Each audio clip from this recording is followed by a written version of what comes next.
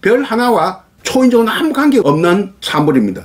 이렇게 아무 관계가 없는 사물들을 관계가 있는 것으로 맺어주는 생각의 힘을 우리는 창의력이라고 해요. 싫어하는 인생공부 송기복의 서정시2평. 안녕하십니까, 송기복입니다. 오늘은 동시 둘러보기 시간이 되겠습니다. 오늘은 이중관님의 동시 별 하나에 대해서 공부를 하겠습니다. 먼저 시의 전문을 들어보시겠습니다. 별 하나. 이준관. 별을 보았다. 깊은 밤 혼자 바라보는 별 하나. 저 별은 하늘 아이들이 사는 집에 쬐끄만 초인종. 문득 가만히 누르고 싶었다. 잘 들어보셨습니까? 이중관 선생님이 이 강의를 할 수 있도록 저작권을 허락해 주셨습니다. 감사의 마음을 먼저 전하면서 이 시를 살펴보겠습니다. 시의 제목은 별 하나입니다.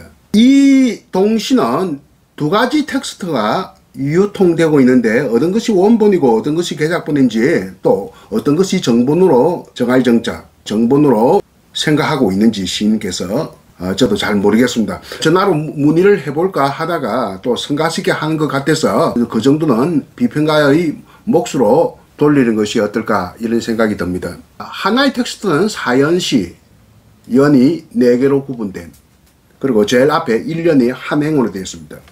별을 보았다. 그래서 1, 3, 5, 3 행으로 된 사연시가 하나의 텍스트고, 또 하나의 텍스트는 비연시, 연이 없이 그냥 이렇게 적혀 있는 경우도 흔히 보이게 되는데요. 이 경우는 별을 보았다 하는 첫 문장이 보통 사라진 채 이렇게 적혀 있습니다. 그러니까 비연시가 개작본이 아니겠느냐, 또 그리고 시인이 생각하는 정본, 정할정자, 정본이 아니겠느냐, 뭐 이렇게 짐작이 되네요. 그러나 저는 오늘 원본이라고 짐작되는 사연시를 가지고 공부하겠습니다. 별을 보았다 이렇게 했으니 바로 시상이 제기된 것이죠. 만약에 이것이 논문이라고 하면 문제제기라고 할 수 있겠습니다.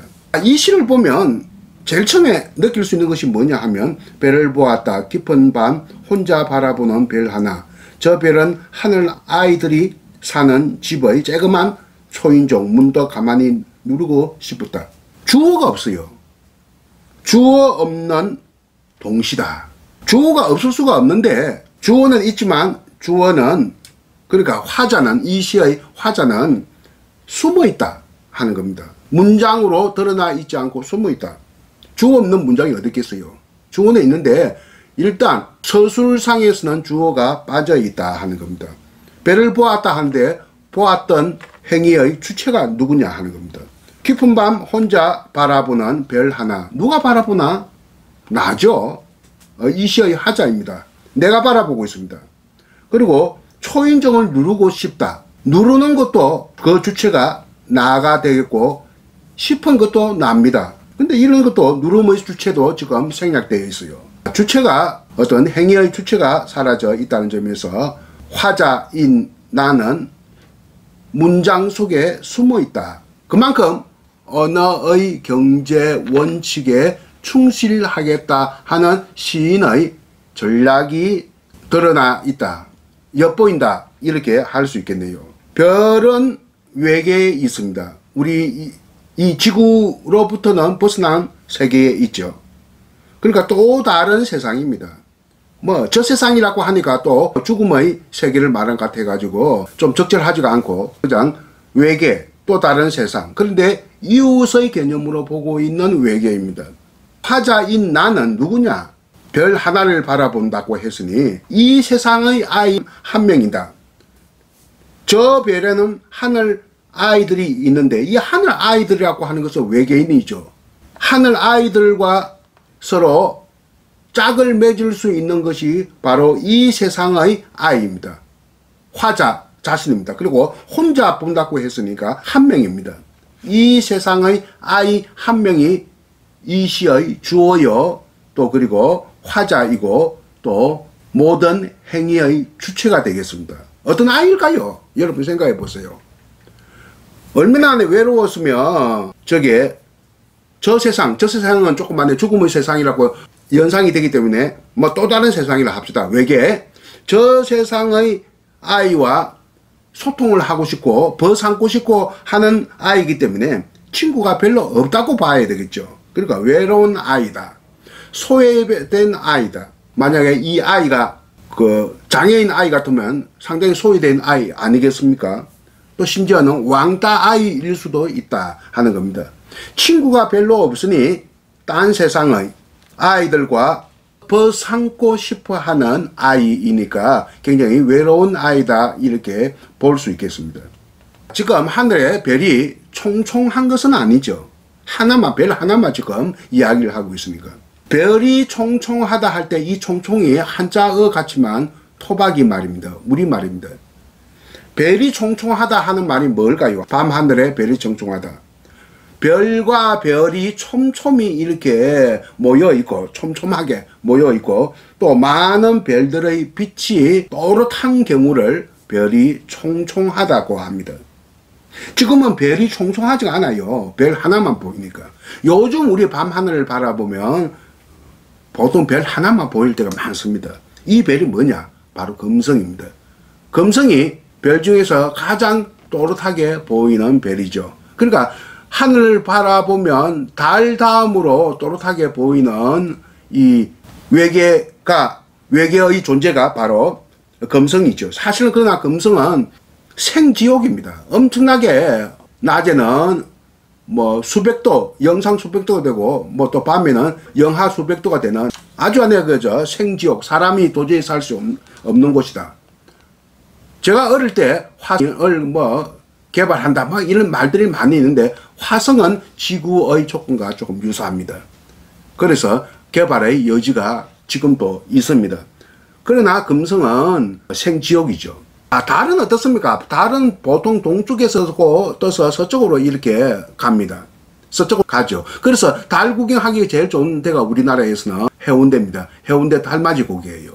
또 동백선 또 그렇죠. 왜? 동쪽 끝에 있는 곳이니까. 그래서 달 구경하기가 참 좋습니다. 동쪽에서 떠서 서쪽으로 서서히 이렇게 오르가는 게 달의 궤적이라고 한다면, 반대로 금성은 초저녁에 서쪽에서 떠서 새벽에 되어서는 동쪽으로 집니다. 그래서 우리나라 사람들은 예로부터 동쪽에 새벽에 보이는 별이라고 해서 새벽별, 이 새벽별과 똑같은 개념이 샛별입니다. 샛별이라는 말은 새벽별이라는 뜻입니다. 서양 사람들은 초저녁에 뜬다는 사실에 초점을 두었기 때문에 이브닝 스타가 되지만 우리는 동쪽으로 지는, 새벽에 동쪽으로 지는 것을 초점을 두기 때문에 새벽별, 우리말로는 새벽별, 한자말로는 효성, 새벽 효자 효성, 과거에 효성여자대학교라고 하는 학교 이름이 있는데 지금은 대구 가톨릭 대학으로 이름이 바뀌어져 있습니다.